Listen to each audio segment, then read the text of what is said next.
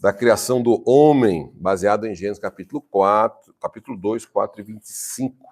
E vamos tratar esse assunto aqui com muito respeito, baseado sempre no criacionismo, tá bom? Sempre baseado no criacionismo. Na nossa aula de antropologia, no nosso curso médio em teologia. Então, o segundo grande relato da criação do homem. Bom, em Gênesis, capítulo 2, 4, 25, encontramos o segundo relato da criação do homem, e nesse texto temos, além da origem do homem, o relato da origem também da mulher. E encontramos no relato de Gênesis 2, 7, a seguinte expressão: e formou o Senhor Deus o homem do pó da terra e soprou em seus narizes o fôlego da vida, e o homem foi feito alma vivente. Dois aspectos têm que ser destacados aqui nesse texto, os quais devem merecer a nossa atenção, a nossa apreciação. Primeiro, temos a formação do corpo do homem do pó da terra, com todas as substâncias químicas que o compõem.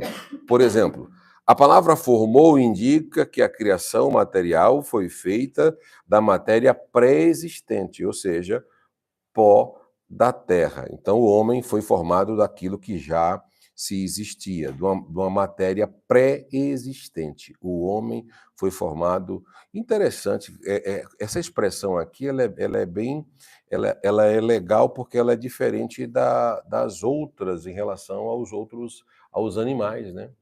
E a vegetação, como nós tratamos nas aulas anteriores, né? Então, as águas foram criados das águas, e foram criados das águas é diferente do formar, né? Por exemplo, os animais não foram formados, as plantas não foram formadas. O homem teve essa expressão diferente de todas, que é o homem foi formado. O homem ele não foi criado como a vegetação, nem como a terra, nem como a água, nem como os animais. O homem foi formado da matéria que já estava pré-existente, e formou o Senhor Deus dessa matéria, e a grande diferença, além dele formar, ele faz o sopro, que é o sopro divino, o sopro de vida, e o homem, a partir daí, é feito alma vivente. Porém, é preciso considerar ainda que, se o homem pertence ao mundo animal, né, essa parte material do seu ser é a culminação do reino animal. Este fato representa, sem dúvida alguma, a perfeição do homem físico, tá? E tanto em estrutura como em forma. Porém, o aspecto mais distintivo da criação do homem está na sua imagem e semelhança de Deus. Por exemplo, a sequência de Gênesis 2, 7 diz: e soprou em seus narizes o fôlego de vida, e o homem foi feito alma vivente. Nesta segunda parte do versículo, o homem recebe o modo especial e superior, né? Que ao resto da criação animal, da vida física e espiritual. Uma coisa importante aqui, por exemplo, que quando nós lemos esse texto, capítulo 2, do 7, é que você vê aqui o homem com a parte material, né? A parte finita, e com o sopro divino ele tem a parte imaterial, que é a parte eterna. Então, o homem é diferente realmente de todos os outros seres da criação. Então, com o sopro divino. O versículo 2 e o capítulo 7 diz assim: formou o Senhor Deus o homem do pó da terra, e aqui é o primeiro elemento, né? Pó. E vocês sabem que esse texto foi escrito há mais de 4.000 anos, e não tinha ciência, né? E quando você vai... É provado cientificamente... É provado cientificamente que no nosso corpo tem restos, tem composição de pó, de matéria. Então, se Deus, com o pó da terra, com o pó, ele conseguiu fazer o homem a sua imagem e a semelhança daquilo que não tinha, por exemplo, valor nenhum. Na realidade, o pó, até mesmo na hora da formação, a imagem não tinha tanto valor. O valor veio com a eternidade, né? Com o sopro. Nós fez do pó, né? Sim. E do pó, o que é criado? Tudo que alimenta nós é do pó, que é a terra. Sim. Para você ver como isso é importante. Quando na próxima. A terra é viva. A terra, exatamente. Exatamente. Ao ponto que, por exemplo, quando nós morremos, voltamos ao pó. A existência a estaca zero, só que aí que entra. O corpo morre. Aí já muda, né? Aí muda, mas aí a alma é eterna. Quando Deus dá o sopro ali, é o Espírito Santo já na vida da gente, né? Para você, para viver. É o maior valor. Inclusive, aqui, mais um pouquinho na frente, nós vamos estudar sobre cadê? Aqui, sobre o homem, sobre o homem, sobre a dicotomia do homem. Então, já aqui na sequência, nós vamos estudar exatamente aí o homem, ele é criado um ser pessoal, uma pessoa, e ele é criado um ser espiritual. Aí o que é que acontece? Nós estamos num tabernáculo, pastor, num corpo físico, que lutamos com ele no dia a dia para exatamente manter a alma que vai ser julgada eternamente com as obras daquilo que nós fizemos aqui na Terra.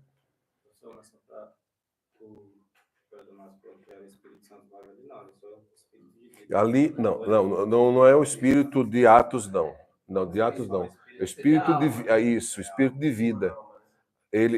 O espírito de vida, que na realidade, dentro aqui das duas visões, ele recebeu o espírito de vida.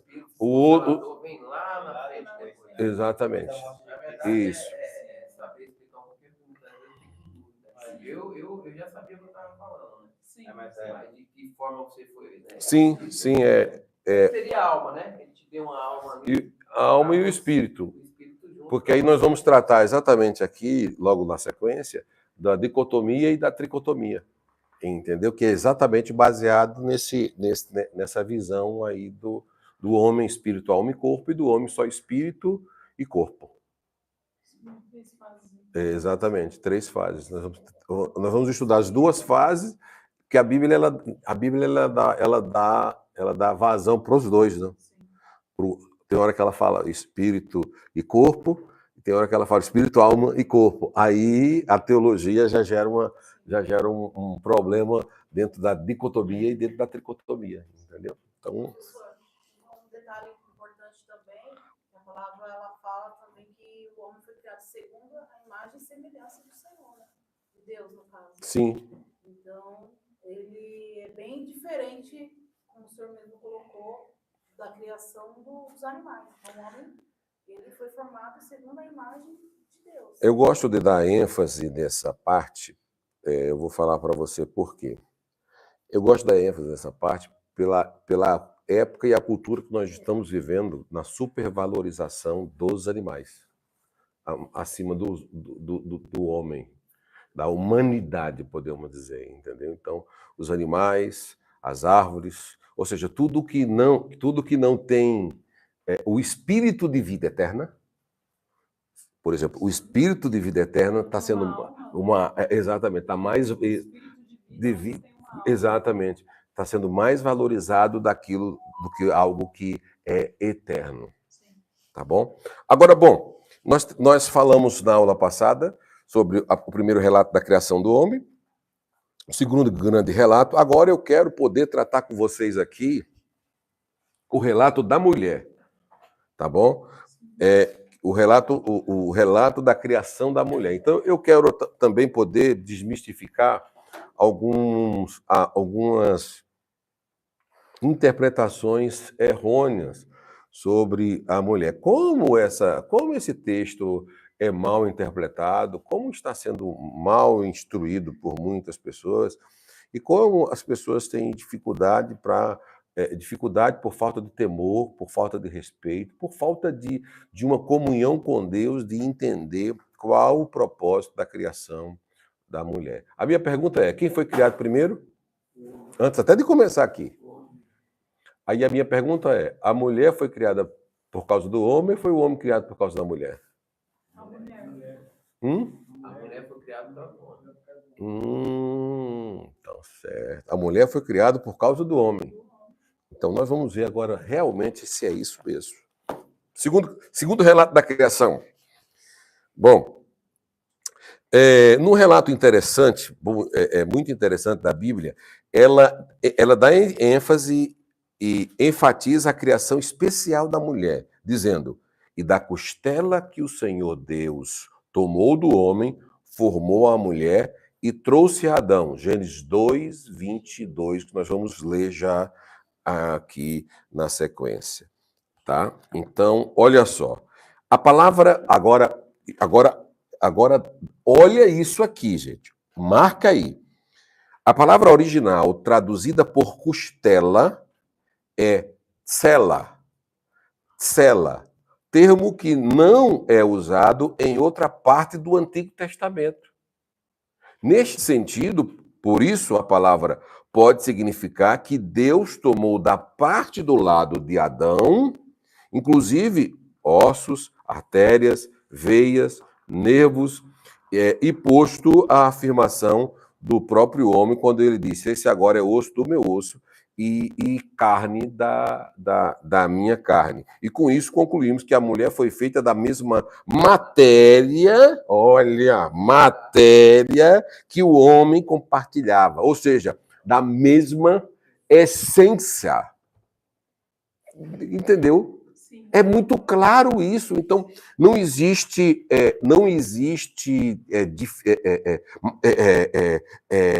superioridade nem inferioridade entre o homem e a mulher no processo da criação.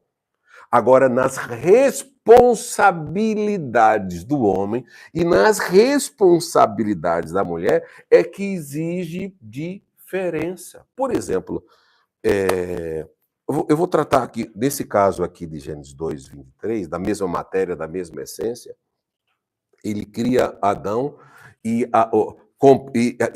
da costela e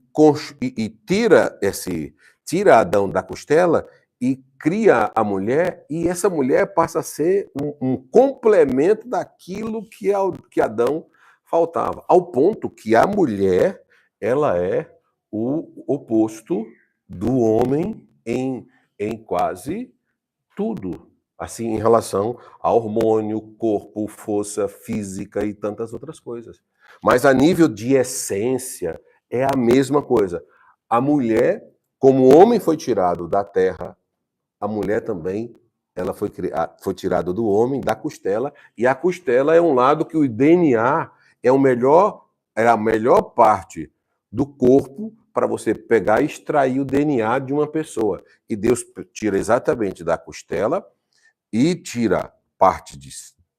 Olha, Deus tirou parte de órgãos do corpo, de ossos, de carne, de tanta coisa, gente, que ele tirou as partículas do homem, porque a gente acha que ele tirou só de um lugar. Tirou a costela e tirou partes para poder fazer a composição da mulher, e em alguns fatos, em muitas coisas na realidade, a mulher a mulher com o homem. Nessa soma de Deus, os dois são um, são fortes.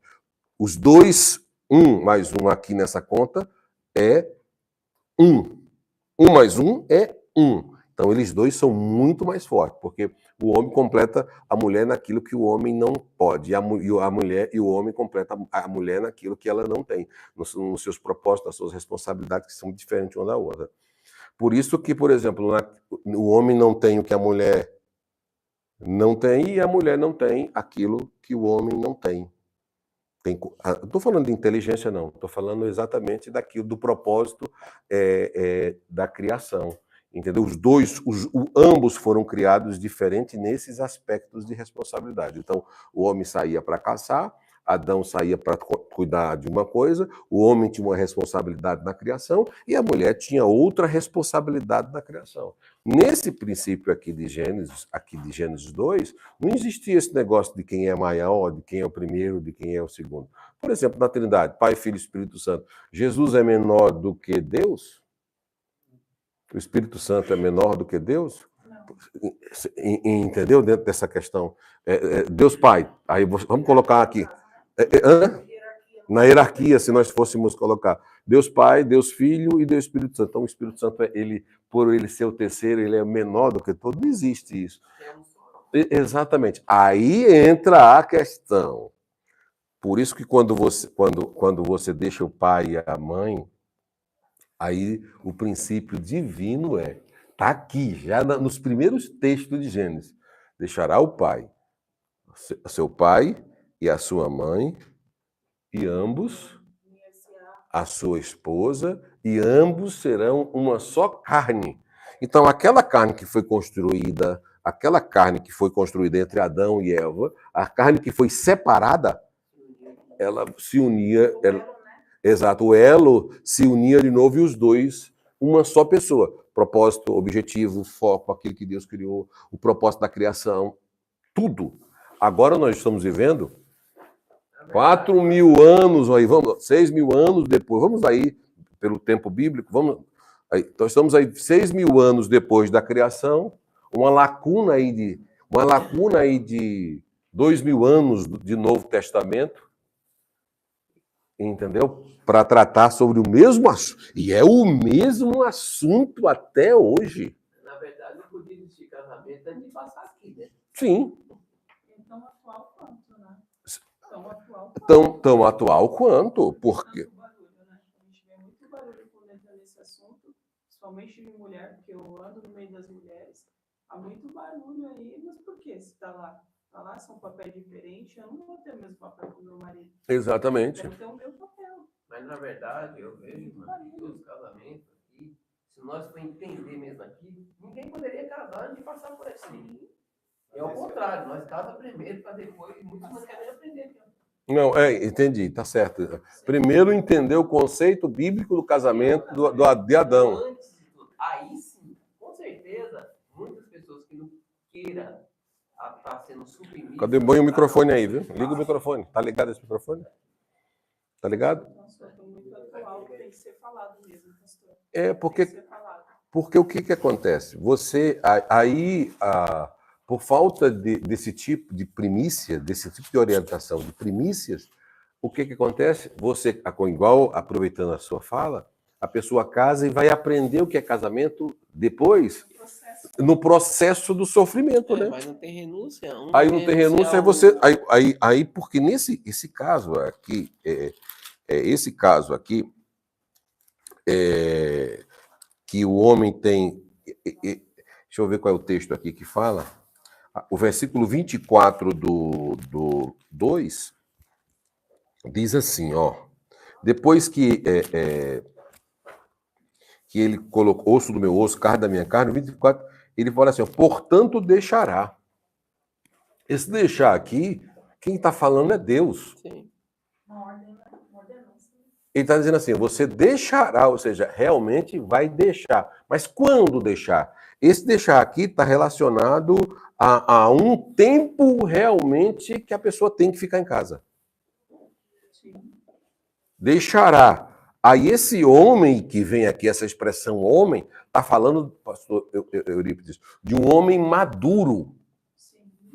Dentro de uma maturidade mental, de responsabilidade, de trabalho, de entender qual é o seu papel, de provisão, de cuidar, de ser o sacerdote do lar, porque a grande maioria de nós, eu também casei no fogo, e ninguém me ensinou, eu também não passei por... Você está certo, daquela colocação sua, Mas não ia ter tanta Mas, separação, professor. sim, porque... Se você começa a aprender um relacionamento, um casamento, mesmo antes de você namorar, não que você queira casar, mas você vem com as escrituras aprendendo tudo de início, como você vai ser muito diferente quando você vai encontrar aquela pessoa, vai se conhecer melhor, e a outra também já Por sabendo isso da mesma que, fase. por isso que é importante aqui, baseado até mesmo no que você comentou, ter qualquer pessoa que for casar na igreja, ela fazer realmente um curso de puericultura, um curso de casamentos e de responsabilidade, para que a pessoa realmente.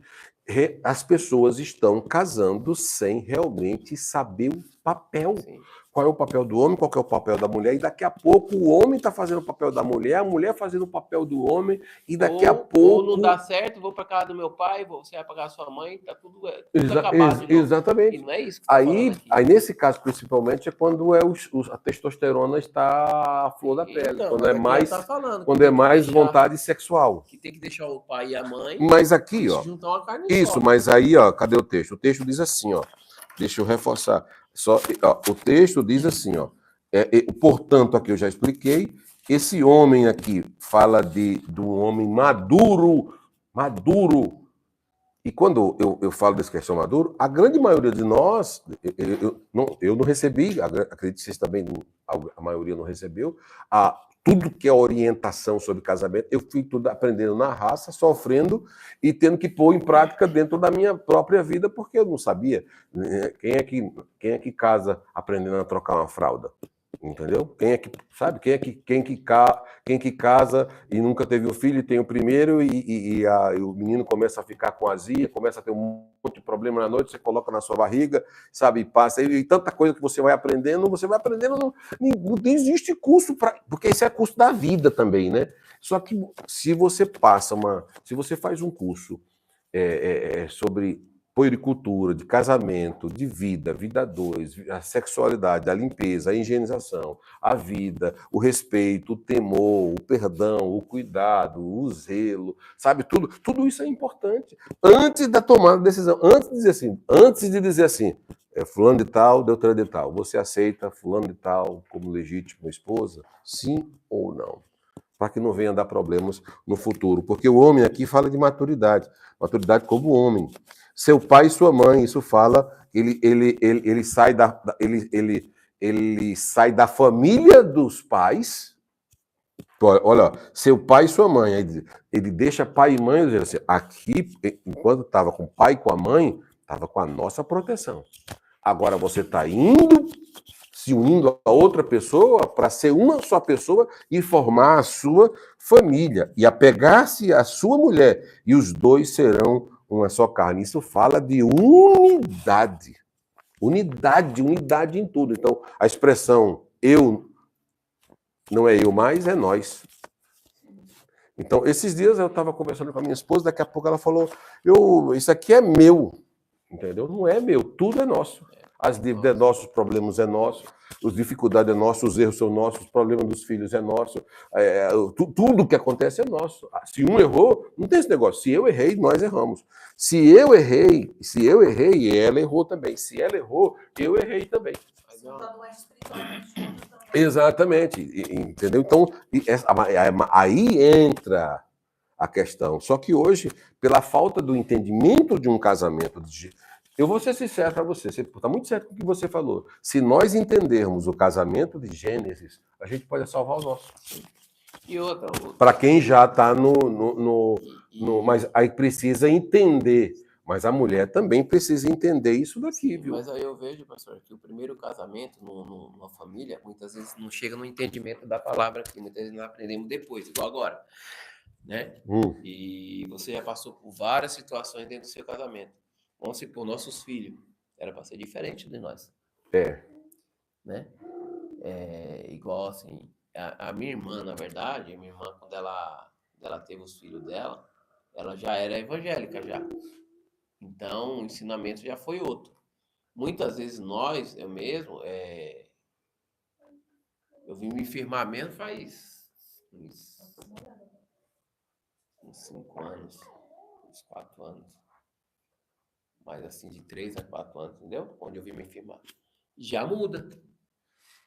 Vamos supor, Maria Clara, a minha primeira filha, ela não conviveu com a gente, né? Já tem um ensinamento diferente. Maria Clara, ela tá crescendo no nosso ensinamento. Tem que ensinar aqui. Porque desde pequeno. Já não vai passar tanta dificuldade como nós passamos. Isso é verdade. Se quiser aprender, e põe em prática, né? Põe em prática. Porque nós já não teve esse... Nós fomos na raça, né? Vamos cair... É sofrido, viu, irmão? E foi aprendendo, né? Para nós estarmos casados hoje é porque a gente ama, meu E irmão. quantos? No caso eu, principalmente, que tudo na raça. E quantos começou igual nós e não tá junto hoje mais? Por quê? A Por gama. causa disso aqui, né? Professor, quando o senhor falou desse anelo entre os dois para tornar uma unidade, isso é tão sério que a palavra do senhor lhe fala que quando o casal está brigado e vão prestar culto ao Senhor, o senhor não recebe. Então a palavra fala que eles têm que voltar para casa, se consertar para depois prestar. Não precisa nem voltar para casa, tem que se consertar já onde tiver. Por causa do elo, né? Até as orações são impedidas. Até as orações, se você não tomar cuidado. Mas aí eu não quero entrar muito nesse ponto, que aí já, senão eu vou ampliar muito, mas e principalmente eu que trabalho muito nessa área aí, é muito abrangente, né? Mas eu vou só falar um ponto. Sabe, qual é a palavra? Deixa eu achar a palavra certa aqui. Sabe quando você briga? A Bíblia diz, não se ponha o sol sobre a vossa ira. Sabe o que é ira rustida? Ira guardada? Ira que não é tratado? Os problemas, isso é muito ruim. Quando você, deixa para amanhã. Teve um problema hoje, você não trata, você não perdoa, você não conversa. Aí você guarda. Essas iras viram ódio. Viram repúdio, e é o que mais eu tenho hoje problemas quando eu converso com pessoas. Então, são iras guardadas, sem... Aí quando a pessoa vai desabafar, ela explode. Sem liberar o perdão. Isso, você brigou ontem e não pediu perdão, aí guardou a semana inteira. Só que aí você guardou a semana inteira e soltou no sábado. Só que por outra coisa, aí o marido não entendeu porque você estava, por exemplo, nervosa com aquilo que foi simples no ponto de vista e você está explodindo. Na realidade, é pela semana inteira de algo que ficou. Fazer uma situação de algo que não tem nada a ver com aquilo e você já chega diferente. A pessoa não vai entender de por que forma está vindo essa. Por isso que quando estudamos essa questão da costela, isso é muito sério. Porque aí é tão sério, que você começa a conviver com a pessoa e você pega os hábitos da pessoa, de ambos, e se você deixa as iras irem passando... Gente, isso é tão... Todo mundo que anda se separando, que eu tenho conversado, se separa gostando. Como é que pode, professor? Se separa gostando. Como é que é isso? Falando dos mais velhos. Se separa gostando da pessoa, mas eu gosto dela, eu gosto de conviver com ela, eu sou dependente emocional disso, de A, de B, de beijo, de carinho, eu gosto, mas eu não gosto do comportamento, eu não gosto, mas eu gosto da atitude, eu não gosto, mas por quê? É coisas que não são tratadas, que não são conversadas, que não são dialogadas, eu não gosto de você disso. A separação, ela nunca é boa fazer os dois lados. Não. É que o homem, ele é duro mesmo e ele acaba achando que ele está fazendo certo, até contra a própria vontade dele. Aí quando você separa, você rasga a carne, né? Rasga a carne. Sentimento, né? Então, opa! Vamos agora para dando continuidade aqui, por exemplo. Além disso, bom, vamos aqui na origem do homem à luz da Bíblia. Agora nós vamos exatamente para essa questão da biforma, da biforma. Isso aqui, para mim é um para mim não, né?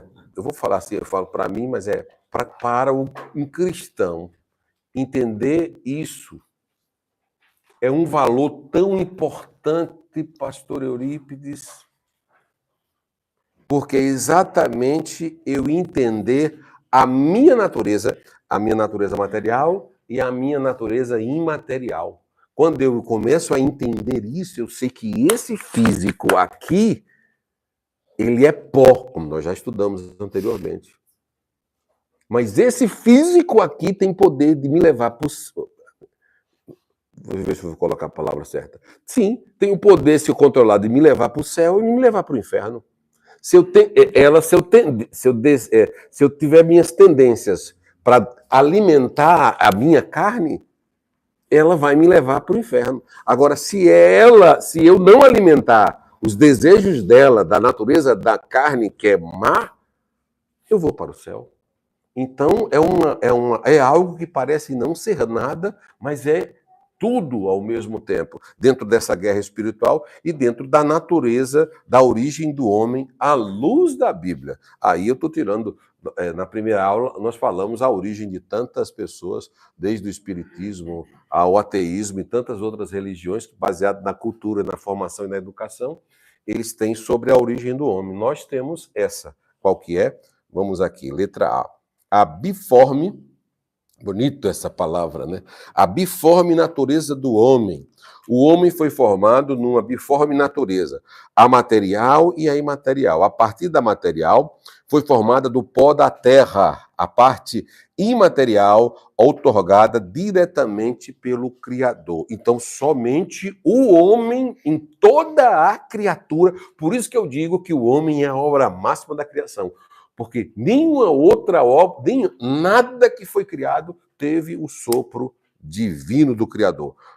Continuando. O sopro divino nas narinas do homem concedeu-lhes a mais vida, a vida física. O barro gerou vida.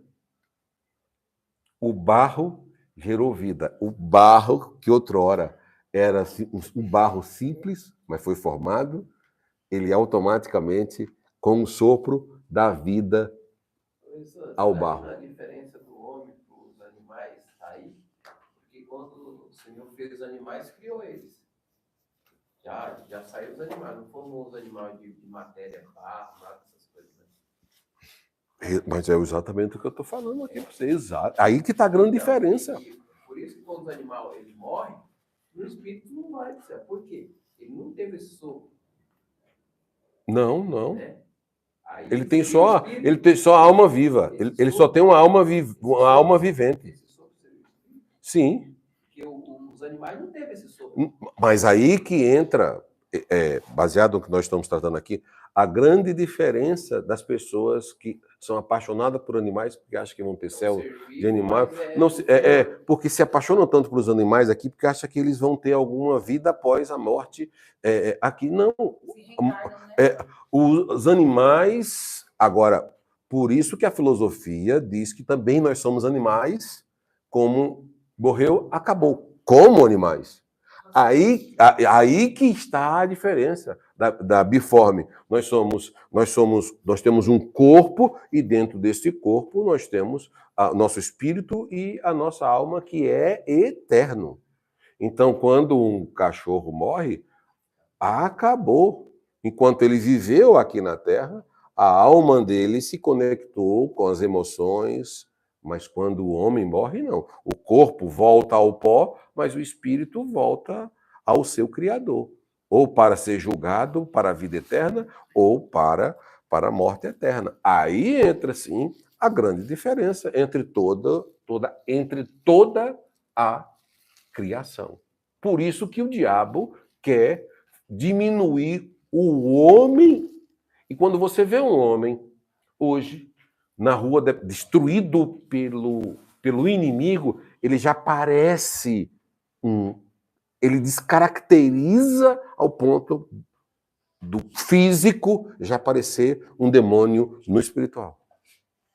Você já começa a andar na rua, é como se estivesse vendo demônios no corpo físico. A caricatura das pessoas são destruídas, corcomidas pelo erro, pelo pecado, pela desobediência, pela falta de Deus. O inimigo tenta destruir essa imagem. A imagem perfeita, santa. Agora... É uma atuação do inimigo também, nessa adoração que está tendo por animais, agora na nossa época atual, a gente está vendo algo muito crescente, creche para animal, mãe de pet. Eu mesma trabalho com reciclagem, então todos os dias eu vejo vários objetos para animais que eu não acredito que às vezes uma pessoa não tem aqueles objetos.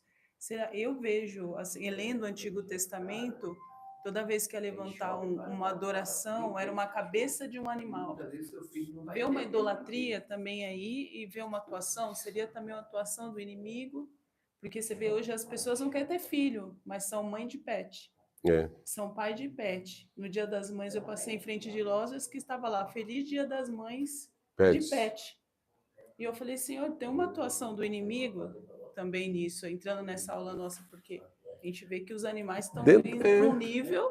Por nível que não merecem, né? Que não é, por exemplo, é a humanidade querendo dar, colocando eles no pedestal, isso, colocando um pedestal que não merece. Agora, que não era, né? Mas, por exemplo, hoje tem cirurgia, hospital 24 horas, e especialistas em toda a área. Se tem uma área crescente, é essa hoje, né?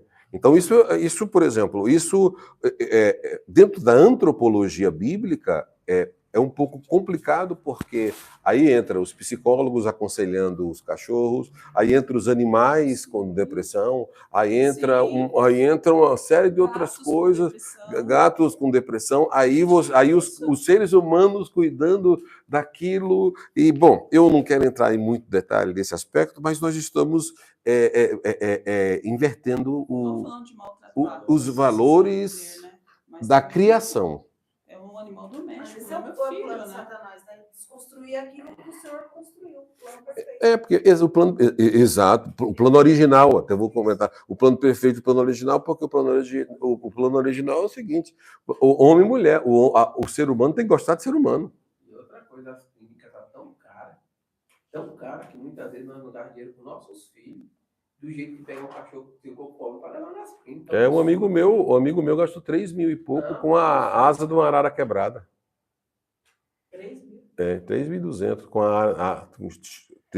vendo, colocando, arrumando, engessando, cuidando de cirurgia, hospedagem do hotel. Outro amigo meu, outro aluno nosso, um gato foi atropelado, ficou hospitalizado, com respiração, oxigênio, um monte de outras coisas. Meu cachorro também se está mais fácil. Entender. Então, a ciência está bem evoluída. Gastamos um dinheirinho bom, porque na verdade foi a coluna dele.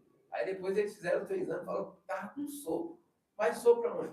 No coração. Eu falei, não, esse daí ele vai ter que ficar. Não, sopro que eu nem estou vendo, o cachorro está respirando, velho.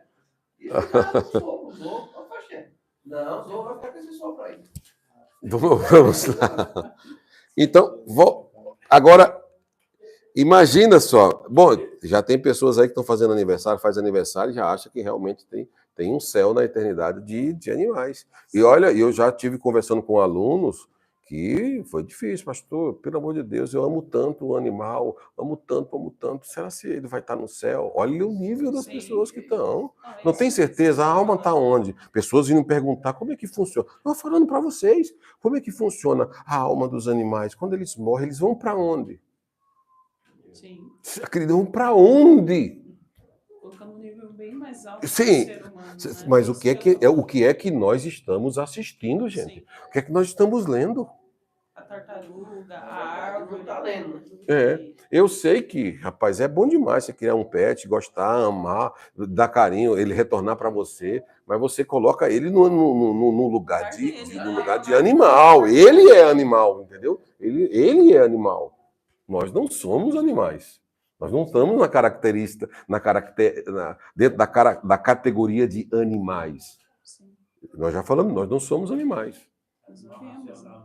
Nós não somos um animal racional. Vivemos na mesma. Né? Exatamente. Bom, dando continuidade aqui. Foi-lhe dada uma vida imaterial representada pela alma e pelo espírito. Gênesis 2, 7. A biforme, como é o nome do negócio, gente? Biforme. Deixa eu ler.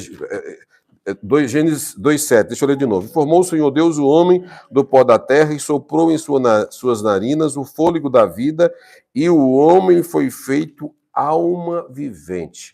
Aqui entra a biforme natureza do homem, diferente de toda a criação, tá bom?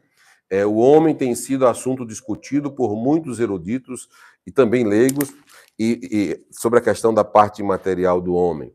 E um dos assuntos de maior polêmica no meio teológico e filosófico, essa parte imaterial revela que o homem foi criado por um ser supremo, ou seja, o Deus criador dos céus e da terra. Então, o homem, a biforme do homem é o quê?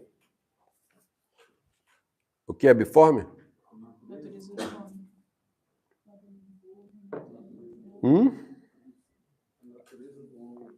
O que é biforme? E qual é a... É aí que entra a diferença. A material e imaterial. Então, a natureza do animal, não, ele não é biforme. Sim. É só Material. Obrigado. Deu resposta para vocês? Sim. Exatamente por quê? Porque quando Deus cria o homem e cria os animais, é diferente. E a teoria que endeusa os animais e que acham que tem vida após a morte e que os animais reencarnam e que os espíritos também reencarnam em animais e tantas outras coisas aí que tanta coisa. A gente fica assistindo essas coisas, aí não lê as escrituras. Aí a gente fica sem esse alinhamento de fé, sem uma organização de fé, de pensamento. Então, a biforme natureza do homem é a natureza imaterial e a material. A material é o corpo, é o pó da terra. A imaterial é o espírito e a alma. Quando o homem morre, o pó desaparece. Mas quando o homem morre, o espírito volta a Deus e a alma, e o corpo fica aqui para o julgamento do apodrecimento.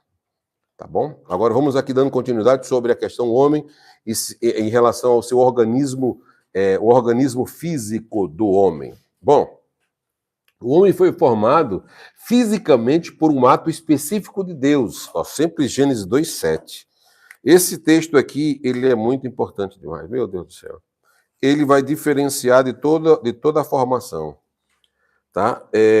Diz, e formou o Senhor Deus o homem do pó da terra, o que indica que o corpo do homem foi formado da matéria já existente, do pó da terra, e não foi uma obra do acaso.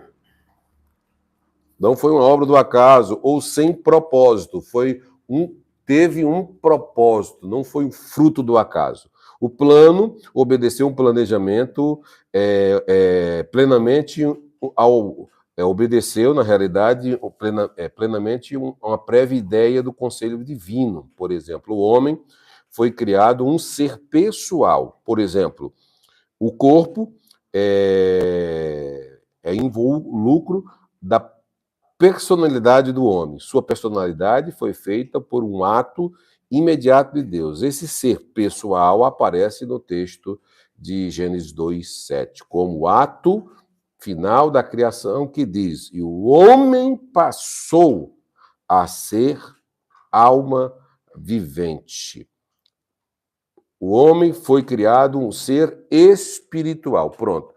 A partir daí, eu quero poder nesse assunto. O homem foi feito um ser espiritual. Todo homem precisa desenvolver com Deus uma comunhão de espiritualidade. Pode observar, se nós não tivermos comunhão com Deus, em oração, em jejum, em leitura da palavra, em algum tipo de atividade na igreja, nós precisamos desse contato para desenvolver o nosso lado espiritual. Desde o Éden, o Senhor fez do bem e fez do mal. Que ele já fala dentro da árvore, né? Dos frutos. Você tem que comer do bom, não do ruim. Senão você vai morrer se você comer do mal.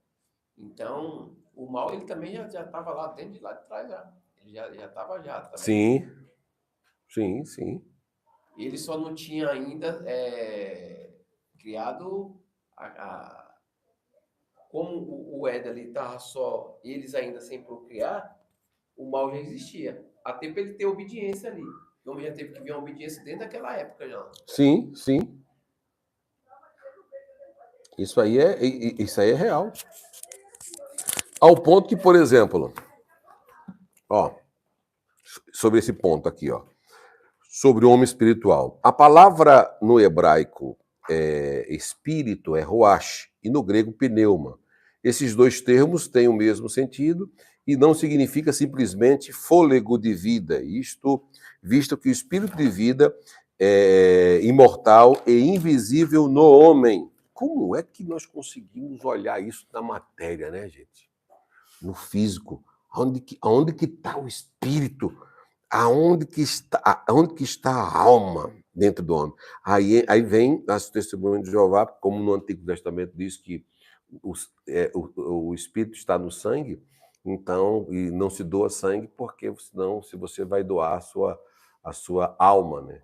Então, por causa de uma má interpretação até do Antigo Testamento, isso gera um problema sério quando no Antigo Testamento diz que o sangue é a alma, porque o sangue é vida, né? Então você não doa a alma. Mas a alma tem pedaços. Exato. Agora imagina você ter uma denominação gigantesca como é no mundo inteiro e nenhum doa sangue e nem recebe transfusão de sangue. Que a alma tem pedaços. Mas baseado nas escrituras. O meu primo foi fazer uma cirurgia do coração e a vacina para ele não receber sangue. Eu falei, se ele fosse morrer, ele ia morrer? Eu falei assim, É fé, né, rapaz? Rapaz, deixa eu falar uma coisa. Obrigado por ter falado isso.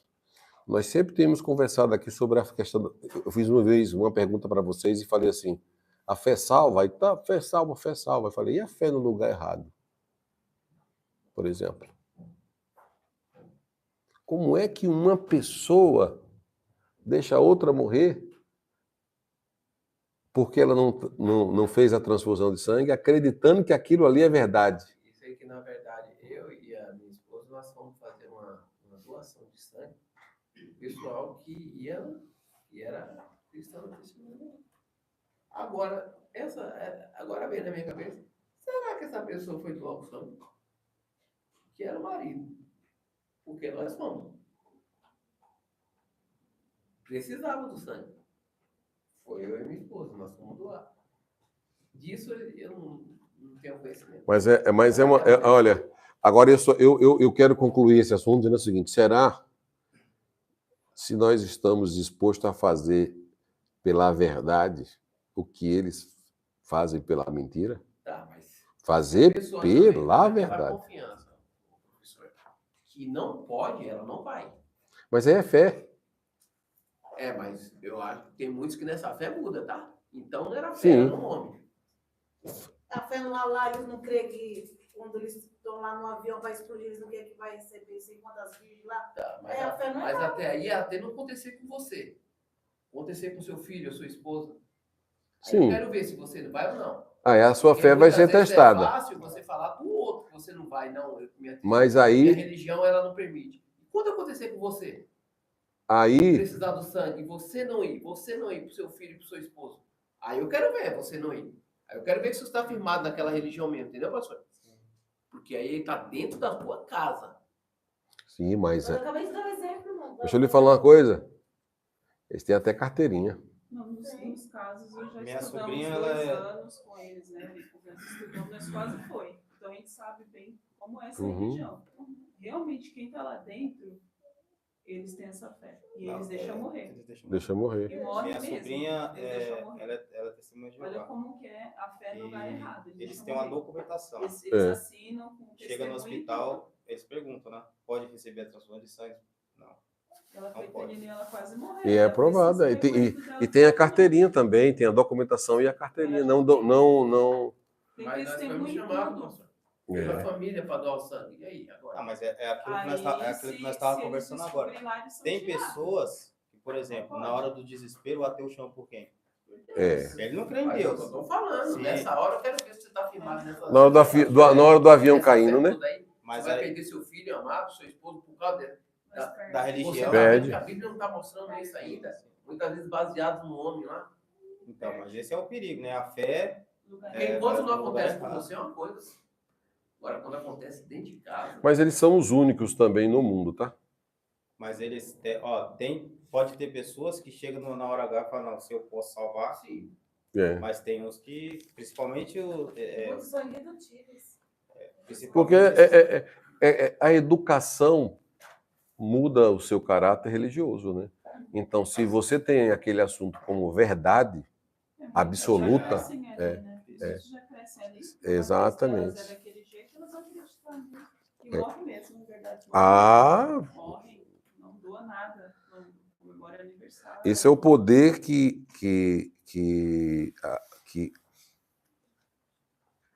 o ensino, a formação, a educação tem. E o pior é que eles usam isso aqui. Eu estudei 2 anos. Eles É. usam. Aí é pior, porque se você não. É Deus que tirou nós de lá. Foi Deus que tirou nós de lá, porque foi o próprio Deus. É um milagre. Eles usam isso aqui. Porque se você consegue. Falam Muda, consegue tirar da mente. Às vezes só não conseguiu tirar do coração, né? Algumas coisas. Na verdade, pastor, nós paramos de estudar com eles por um simples motivo.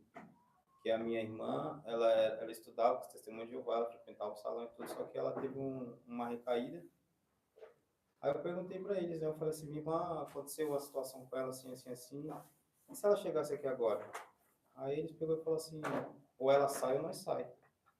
Ela é assim, e pronto, acabou. Porque assim, se você é cometido de algum pecado, você é tratado como ninguém, porque ninguém pode falar com você, ninguém tem que sentar condenado, né? Tá condenado. Ele tem que sentar na última cadeira. Quem pode falar com a pessoa que cometeu o pecado é só o ancião, e se ele quiser, senão ela entra calada e sai muda. Deus está distante do negócio desse. Então, assim, quando eles... Aí quando eles Meu falaram Deus. isso, eu falei assim, não, isso não é evangelho. Não, isso não é Porque evangelho, se não. nós não perdoar, como é que nós vamos... Bom, aí é uma outra coisa. Realmente não é evangelho, não. Aí tá, a salvação também está distante disso aí, viu? Muito longe. Salvação está distante. Vamos lá? Bom, pelo Espírito o homem é dado a capacidade da comunhão com Deus. Aqui que é a lindeza, meus irmãos. É pelo Espírito a capacidade da comunhão com Deus, João 4:27, é dada pelo Espírito. O corpo é a casa do Espírito do homem. O Espírito, portanto, é essencial para o homem expressar a vida que Deus lhe tem dado. Glória a Deus. Isso aqui é essencial. Agora, existem algumas correntes de interpretação sobre a essência do homem, por exemplo, aqui. A corrente de interpretação é quanto à essência do homem. Por exemplo, existem 2 correntes de interpretação para a composição física e espiritual do homem. Física e espiritual do homem. Essas correntes de interpretação se identificam como dicotomistas e tricotomistas. O que é isso? O que vem a ser? Isso aqui já é linha corrente teológica, linha de pensamento teológico. O que é isso? Tricotomia, dicotomia. Será se essa aqui são doutrinas? Será se a dicotomia e a tricotomia influencia na salvação?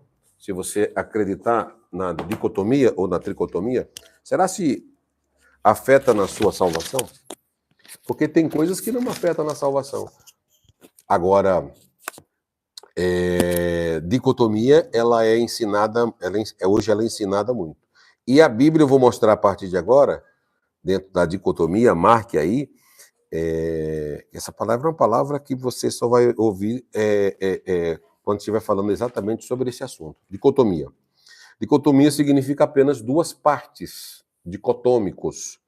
Então, os dicotômicos, eles acreditam, no ponto de vista aceito, por exemplo, que existe o espírito e o corpo.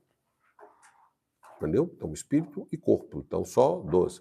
Os tricotômicos, aqueles que acreditam em 3, espírito, alma e corpo. Onde você está? Antes de começar. Os 3. O que é que você é? O que é que você é?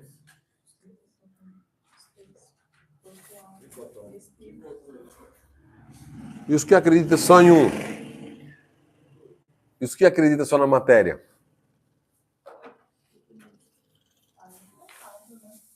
Não crê no imaterial.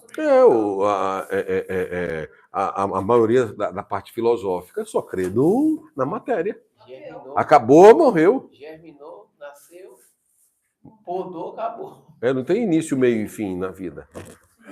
Então, eu sou igual a um animal evoluído que eu morro, acabou. Eu morri e acabou. O peixe Sou um peixe evoluído. Ou um cachorro. Sei lá, rapaz. Tem que ter muita fé para ser ateu. Mas aí não é querer acreditar em Deus, é fazer algo.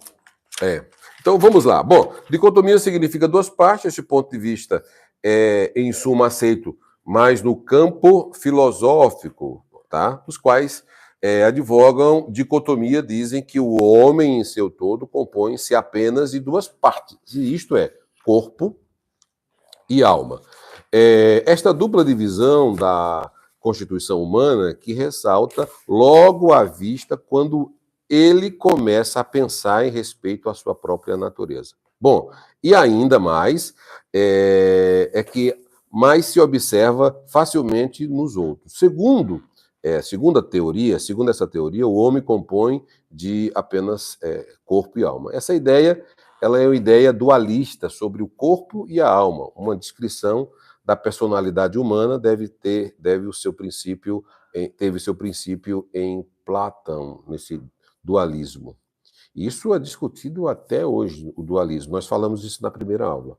Não é de se surpreender, portanto, que a maioria dos teólogos cristãos primitivos se compunham, dos que criam na teoria do dualismo, E muitos deles eram filósofos neoplatônicos convertidos ao cristianismo ou estavam sob uma influência também dessa ideia de Platão do dualismo, espírito, alma e corpo. Platão, por exemplo, opinava que o homem se compunha de duas partes, a material e o espiritual. Porém, mesmo sobre esta teoria dicotômica, há ponto de vista diferente. A corrente mais forte da teoria da dicotomia é que considera o homem composto de duas substâncias. Por exemplo, a material e a imaterial. A alma e o espírito são, nessa teoria, o mesmo. Ou seja, entendeu? É a mesma coisa. Tanto a alma como o espírito, os dois são a mesma coisa. Que entra a dicotomia que nós falamos aqui. Então, nós falamos espírito, alma e corpo, mas aí, nesse caso aqui dessa teoria, a alma e o espírito são um só. Usam vários textos bíblicos empregados na Bíblia, representando a parte imaterial do homem e que, segundo eles, parece transmitir a mesma ideia. Por exemplo, para defender essas ideias, ou essa linha de corrente teológica, a alma aparece como espírito e vice-versa. E apega-se aos seguintes versículos, que são esses que nós estamos aqui, que tem aqui na apostila, que é Mateus capítulo 20, capítulo 10, 28, Atos 2, 31, Marcos 8, 12, João. Esses são os textos. Inclusive, vamos ler uns dois, só para verificar. Então, por isso que a Bíblia ela deixa margem para dicotomia e para tricotomia. Por isso que é um assunto muito, muito discutido até hoje. Mateus 10.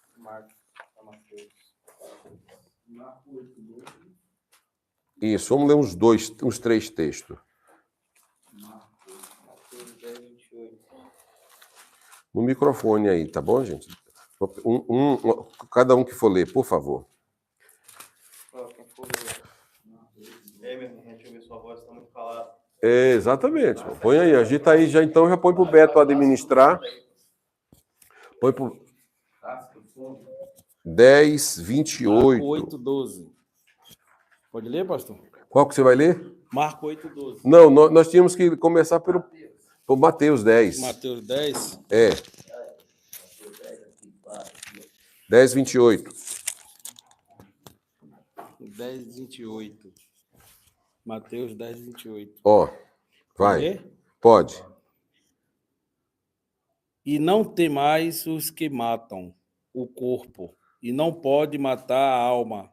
Temei antes aquele que pode fazer perecer no inferno a alma e o corpo. Não, Pronto. Tá bom. Só até aí tá bom. ok. Tá? Agora, o próximo. Aqui são os textos que mostram que são a base, são a base da dicotomia, do dualismo. Atos 2.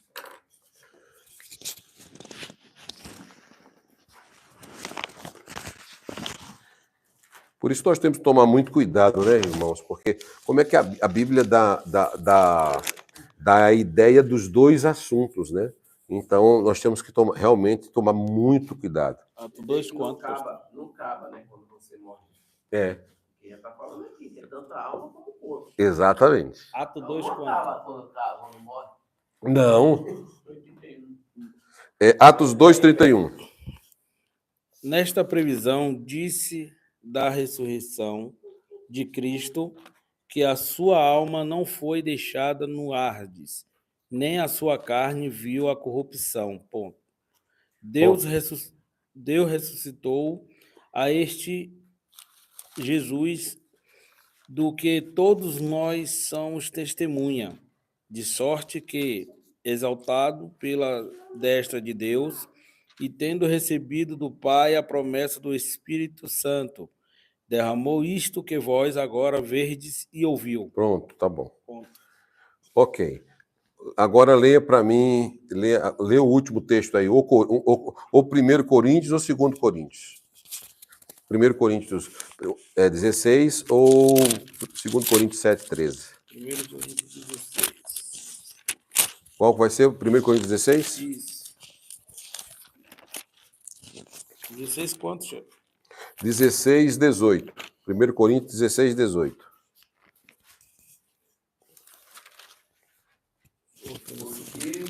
Cadê o microfone? Pega o microfone aí, doutor. Porque trouxeram refrigério. É o 18? É. É o 16, 18? É. É isso mesmo. É outra tradução, É NA dele. É. Porque trouxeram refrigério ao meu espírito e ao de vocês também. Deem o devido reconhecimento a homens como esses. Pronto. Agora, aproveita para o 2 Coríntios 2, 7 e 13. 7 e 13.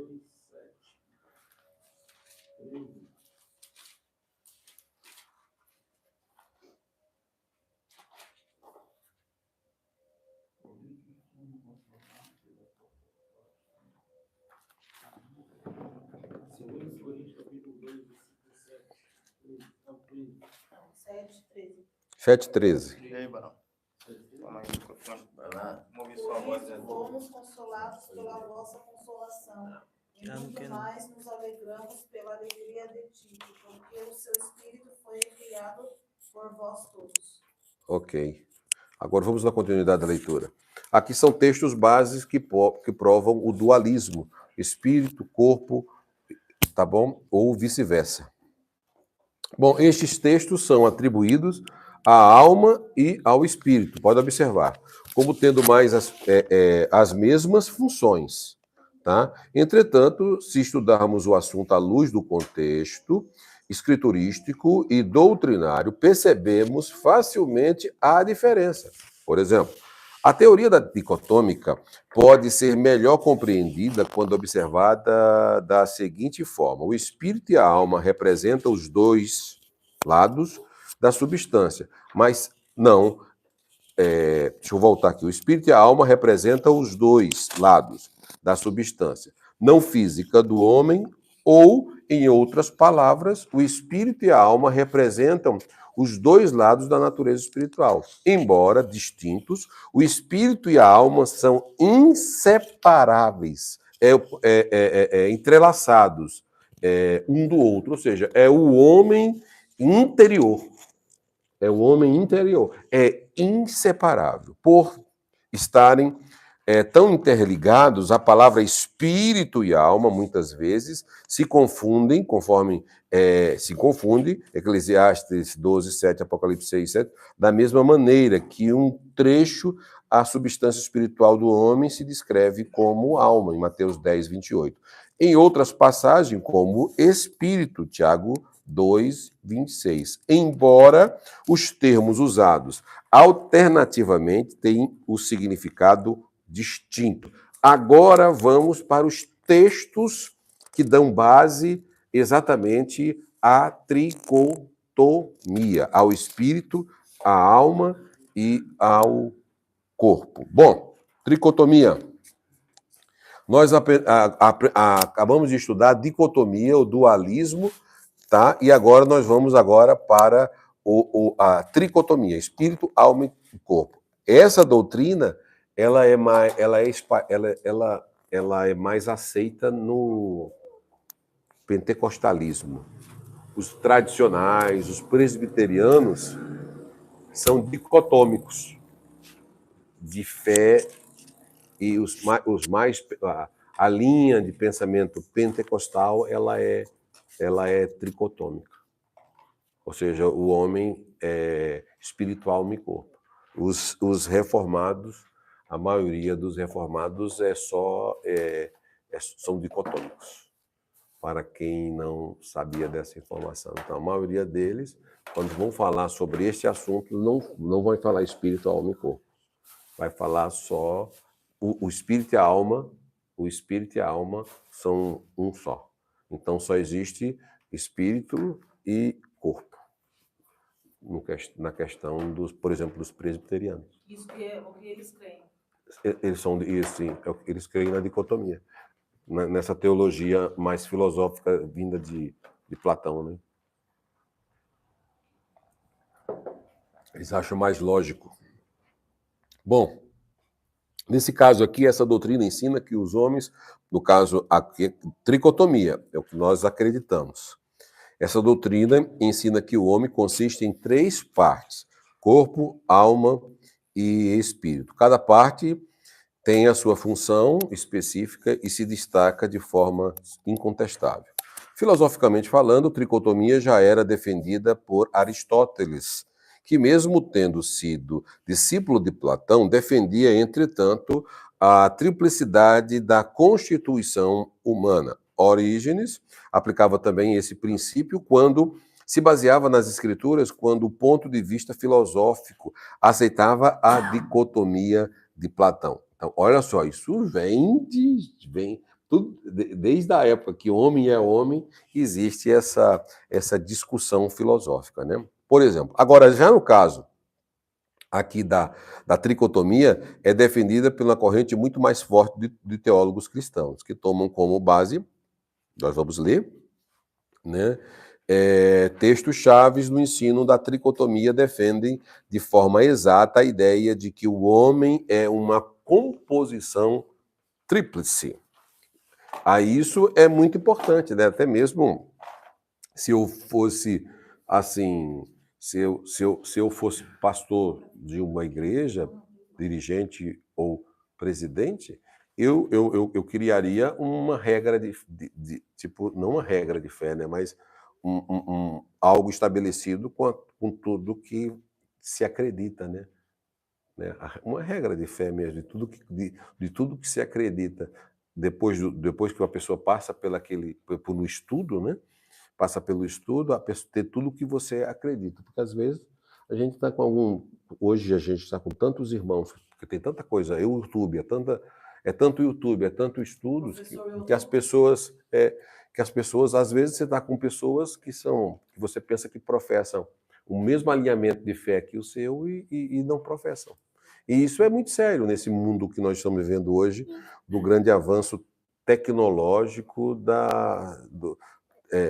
através do YouTube, né? Então, aonde chegamos. Agora, por exemplo, eu quero ler aqui com vocês, deixa eu ver se os textos estão embaixo. Deixa eu pegar aqui, deixa eu ler esse texto aqui com vocês, espera ainda. 1 Tessalonicenses 5, 23, por gentileza. Microfone na mão aí, tá? Vamos lá. Eu gosto de ler a Bíblia na aula porque você passa a se entrosar melhor com as escrituras, sabe? Você lê ela, por mais que às vezes tenha um texto aqui, eu leio ele, mas eu faço questão de ler para que até mesmo haja um manejo do próprio aluno e não existe nada que possa superar algo físico. E esse exercício de busca de livro é muito importante. 5:23. E o mesmo Deus e Pai os santifique em tudo, em vosso espírito. Primeiro. 5:23. Isso, mãe, eu falei, primeiro. E vosso? E o mesmo. Isso. E o mesmo Deus de Pai vos santifique em tudo, em vosso espírito. Primeiro. Alma. Segundo. E corpo. Terceiro. Sejai repreendido e conservado irrepreensível para a vinda de nosso Senhor Jesus Cristo. Bom, outra referência também que faz distinção, a tão discutida entre a alma, o espírito e o corpo, e fortalece a teoria da tricotomia, é Hebreus capítulo 4, versículo 12. Leia aí, por favor. Põe o microfone aí para o professor. Nosso tricotomia.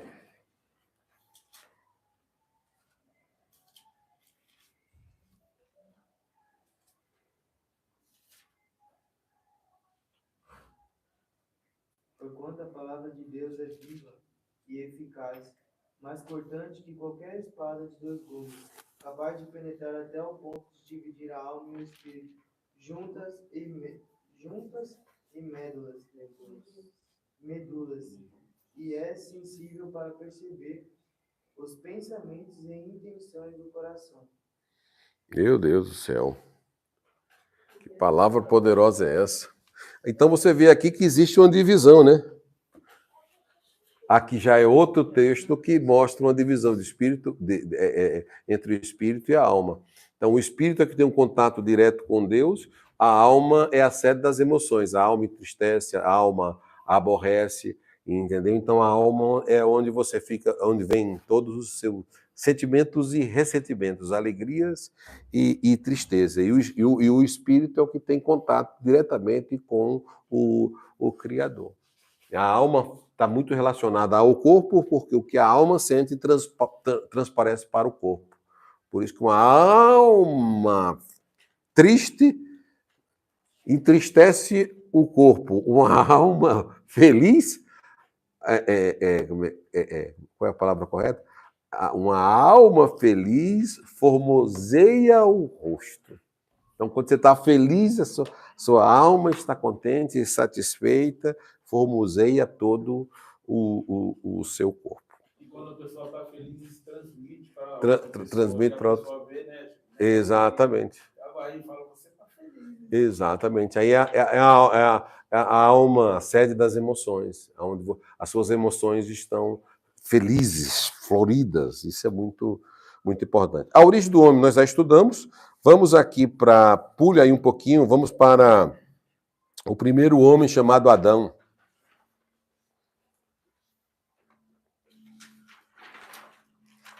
Primeiro homem chamado Adão.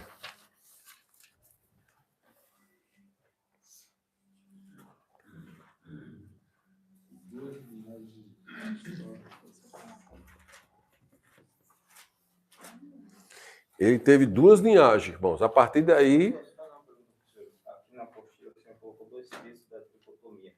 Sim. 7 do outro. Teria mais texto? Tem. Tem. Esses 2 para dar ênfase, né? Exatamente, para dar ênfase. Ao ponto que a tricotomia é muito massa, né? Tem muito mais da tricotomia. É que eu deixei só 2 aí para ler e dar o foco, que é o que nós já acreditamos.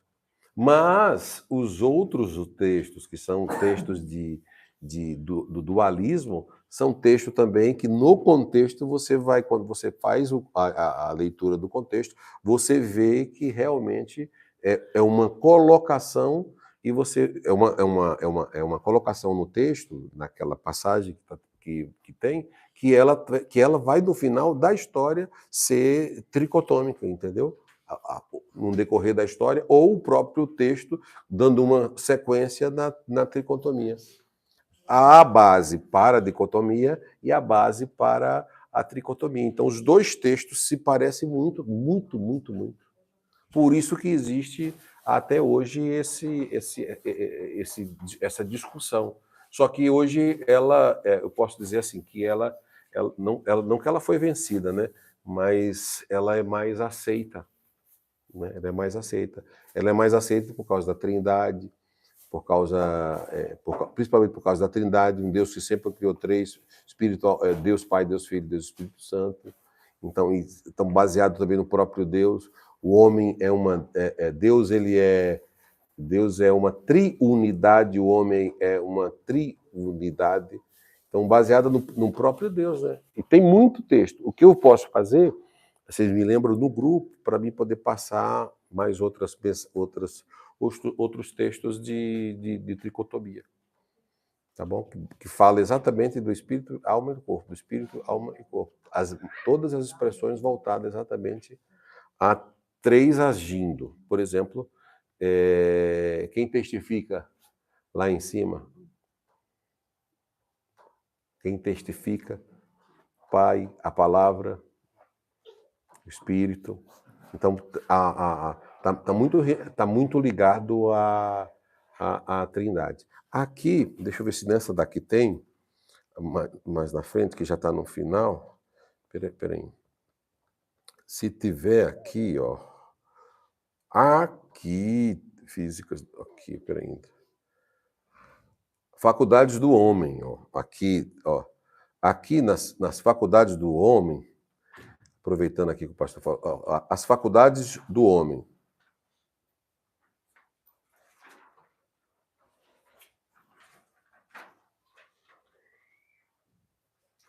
Primeiro Coríntios, capítulo 2, versículo 11. Pode descer um pouquinho. Porque qual dos homens sabe as coisas do homem, senão o espírito do homem que nele está? O homem é um ser composto de 3 elementos, espírito, alma e corpo. 1 Tessalonicenses 5, vamos aproveitar que o pastor fez aqui um adendo, deixa eu reforçar que está aqui mais para baixo, está mais completo. Acharam ou não? Isso. As faculdades do homem. Acharam? As faculdades do homem. 1 Coríntios, capítulo 5, versículo 23.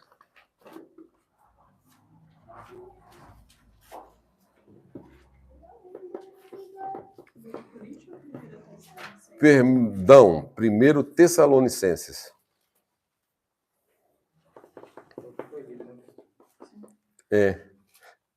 Mas eu quero ler ele de novo, porque eu vou falar da visão aqui agora, das faculdades físicas e depois das espirituais.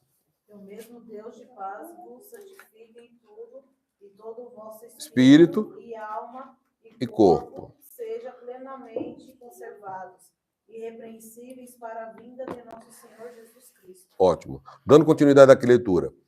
Sendo que todos eles são inseparáveis quanto às atividades que exercem. Para cada um desses elementos, há faculdades próprias que obedecem um comando central. Primeiro, a faculdade física. As faculdades físicas do homem são visão, audição, olfato, paladar e tato. Estes 5 principais faculdades físicas, apesar de serem distintas uma das outras, não exercem suas funções independentemente do comando da alma e do espírito. São as faculdades da alma: intelecto, vontade e sentimento, que atuam sobre as faculdades físicas, dando o sentido moral ou espiritual tudo o que o homem faz. Os sentidos recebem as impressões do mundo exterior e transmitem ao cérebro através do sistema nervoso. E o cérebro que partem todas as ordens para todas as partes do corpo. E este normalmente as obedece. Os sentidos físicos obedecem às leis naturais instituídas pelo Criador. Todas as faculdades físicas do homem estão subordinadas a essas leis. São as leis naturais que governam o corpo e elas estão subordinadas às leis da alma, as quais, por sua vez, obedecem às leis do espírito. E as leis do espírito forem desobedecidas, haverá desordem tanto na alma como no corpo. As faculdades da alma são 3. As faculdades ou qualidades da alma são intelecto, sentimento e vontade. Gênesis capítulo 1, versículo 18. Por gentileza, uma pessoa leia para mim, por bondade. Gênesis 1:18. Só ele mesmo. 1:18.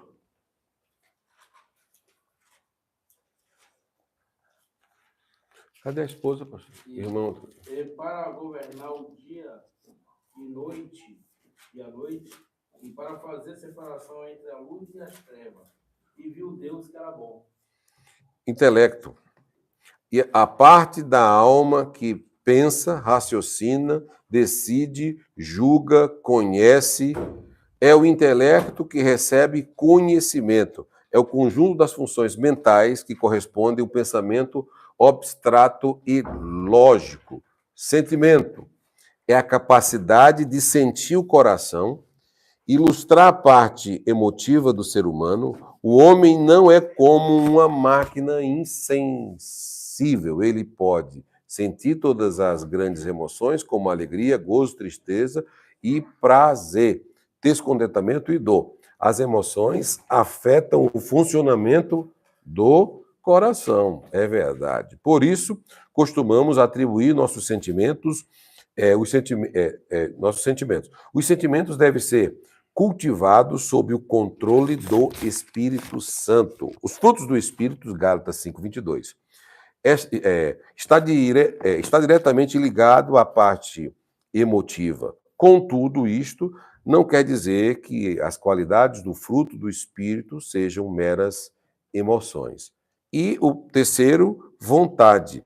Vontade tem sido apresentada por alguns ensinadores como uma questão de intermediária entre a faculdade da alma e as do espírito. Porém, preferimos considerá-la como a faculdade da alma. A vontade é uma das mais fortes qualidades da alma humana, vontade. Ela atua geralmente influenciada pelo intelecto e pelas emoções do homem. Ela não age sozinha. Há sempre um poder superior atuando sobre ela. Não há vontade livre no sentido mais absoluto, porque ela obedece também às forças emotivas e intelectuais da alma. O intelecto envolve o conhecimento da alma. O sentimento envolve as afeições e os desejos da alma. A vontade está intrinsecamente ligada à escolha que a alma faz dos meios e os fins desejados. As faculdades, agora, para encerrar, aqui são as faculdades agora já do espírito. Pronto. Deixa eu ver aqui se vai... aqui. Bom, as faculdades do espírito. Ok. Vou pedir... Cadê? Peraí, um momentinho só. Faculdades do espírito. Peraí, ainda. Opa, menino. Faculdades da alma, faculdades do espírito. Ainda.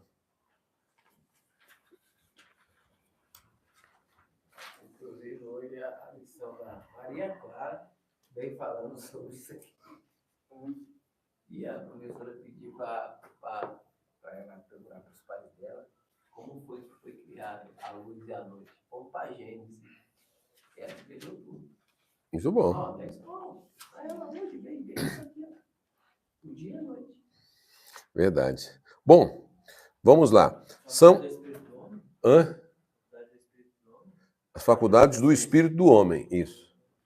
As faculdades do espírito do homem. São duas as faculdades que englobam as demais,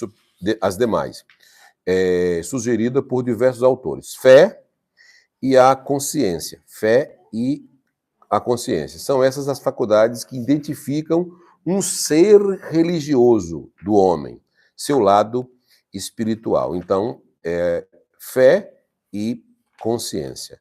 Bom, a natureza espiritual da qual o homem é dotado, que indica indiscutível diferença entre o homem e o animal. De fato, devemos nos lembrar de que na vida natural da alma humana é percebida através dos sentidos físicos e psíquicos, os quais devem à personalidade do homem. Da mesma forma, o homem foi dotado de faculdades espirituais, os sentidos físicos e psicológicos tornam o homem um ser terreno e também um ser racional. Porém, os sentidos espirituais tornam o homem um ser espiritual. Os sentidos do corpo e da alma capacitam o homem, o ser humano, a preservar uma vida natural. Já os sentidos do espírito, capacitam ele para preservar a sua vida espiritual. Nesse caso, a fé. A fé é uma qualidade do espírito, como uma significação profunda e ampla. Ela abrange os outros aspectos, como a esperança da adoração e a reverência e a oração. A fé é a expressão máxima da natureza religiosa do homem. Olha que importante. É uma faculdade que nasce com ele. É inato à sua existência. Não é aquela fé adquirida ou ensinada de que fala a Bíblia em Romanos 10, 17, que estamos nos referindo à fé, à fé própria do ser espiritual que é o homem. Quando os outros aspectos da fé, isto é, fé dada a cada um segundo a medida que Deus concede. Essa fé que abre caminho para a adoração ao Criador Supremo. Ela visualiza o futuro, por isso também fornece esperança. É a fé que incita o homem racional a orar e a comungar com Deus. É a fé. Segundo, para encerrarmos, é a consciência. A consciência. A consciência é uma faculdade do espírito, é a lei moral espiritual no interior do homem que prova ou desaprova o seu procedimento. Olha só, olha como a consciência ela é poderosa. A consciência é uma faculdade do espírito, é a lei moral dentro de nós, espiritual no interior do homem, que aprova ou desaprova o procedimento. É a intuição que o espírito tem dos atos e do estado do homem. Ela é quem dá as condições dos discernimento do bem e do mal. A palavra consciência tem dois significados. Conhecimento, duplo, conhecimento, né, que é cons e ciência, que no grego esta palavra aparece como suni eidis, que significa conhecimento que acompanha ou cooperação, ou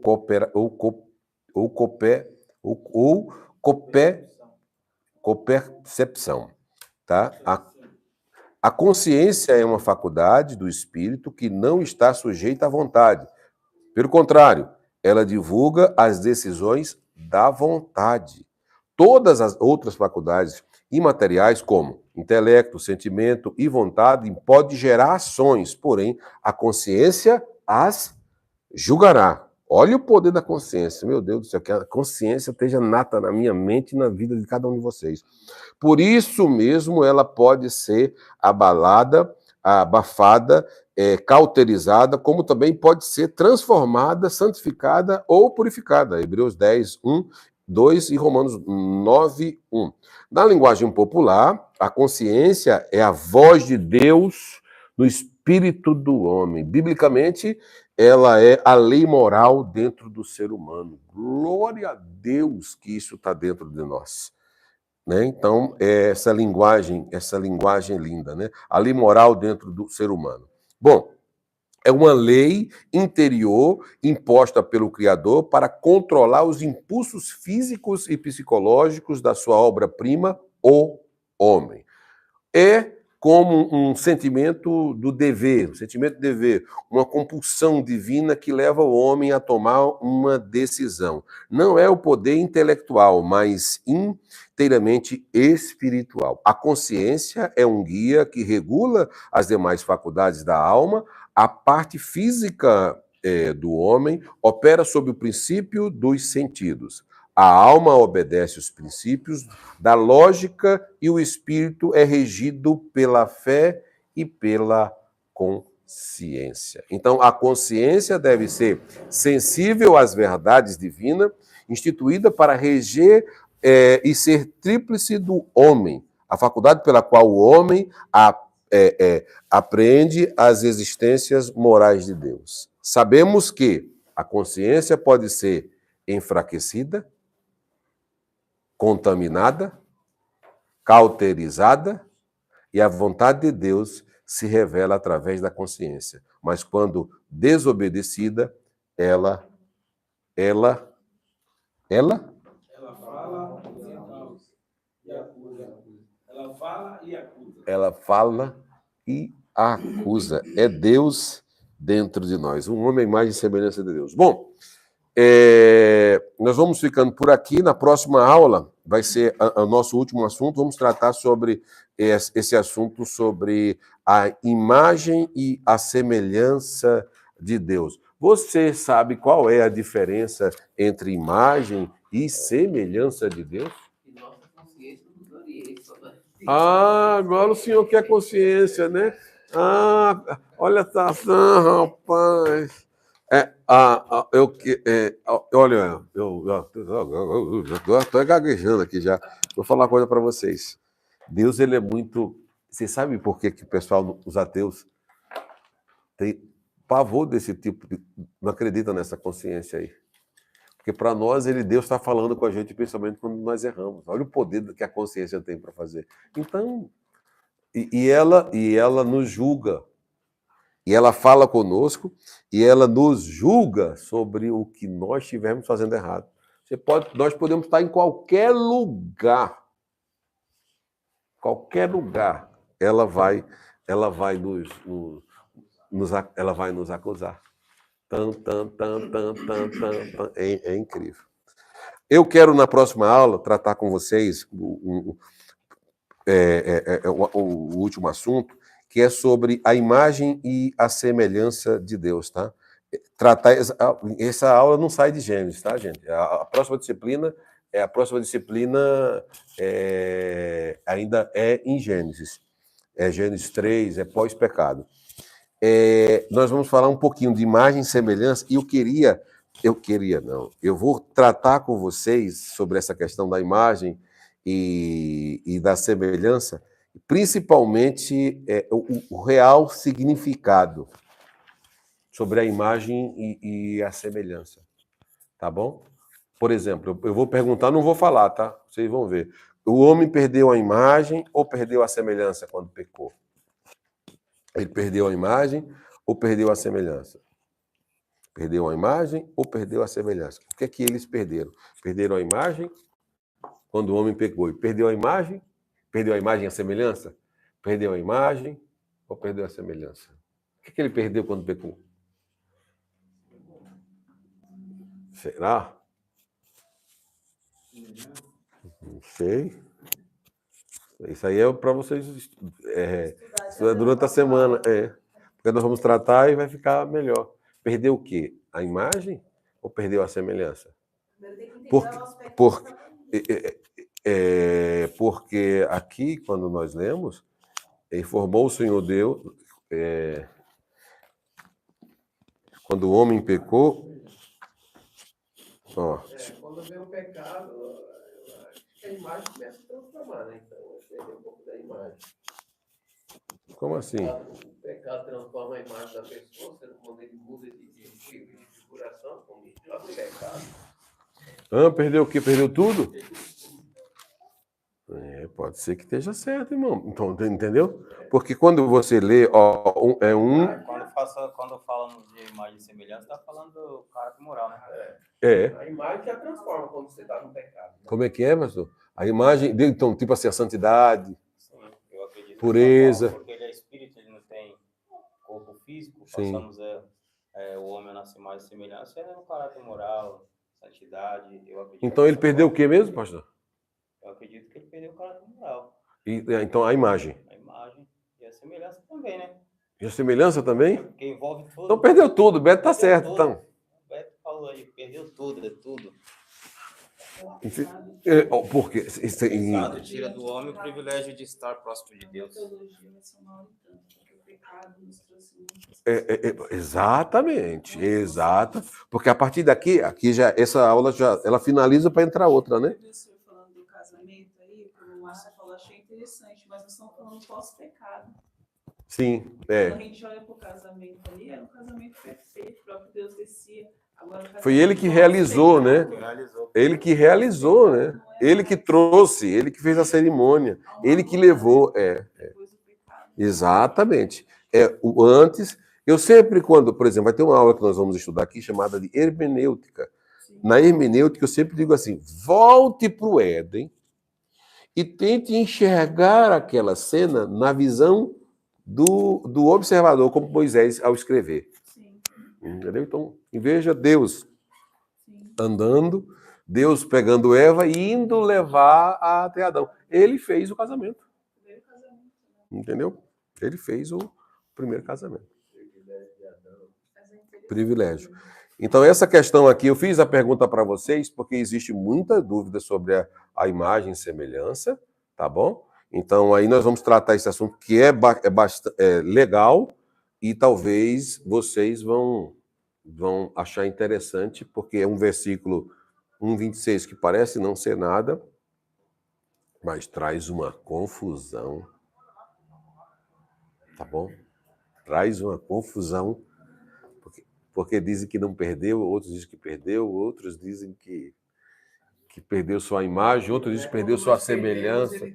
Ele deu a chance de nós recuperarmos de novo. Então, perdemos, vamos recuperar na obediência. Outros dizem que nunca recuperou, nunca vai recuperar. Ele não deu a chance para nós recuperar? Não, nem com Jesus. Tem uns que dizem que não recuperou nem com Jesus. Então, por isso que a gente tem que ver o que nós estamos lendo, né? E assistindo e ouvindo. Tá bom? Então, próxima aula, imagem e semelhança. Deixa eu salvar aqui, deixar ok. Próxima disciplina, nós vamos estudar sobre armatiologia. Para quem não sabe, é uma continuidade desse assunto aqui, que nós já vamos tratar agora só sobre depois que tudo isso aconteceu. Agora vamos tratar o porquê disso aqui tudo, aí veio o pecado. É a doutrina que estuda o pecado. Muito bacana, um assunto muito, muito gostoso. Deixa eu ver aqui, obrigado a todos os irmãos e amigos. Em nome de Jesus, até a próxima quinta-feira, aprovando Deus e não retornando Jesus. Quem quiserem aprender é só acessar o nosso site Teologia ao Alcance de Todos, tá?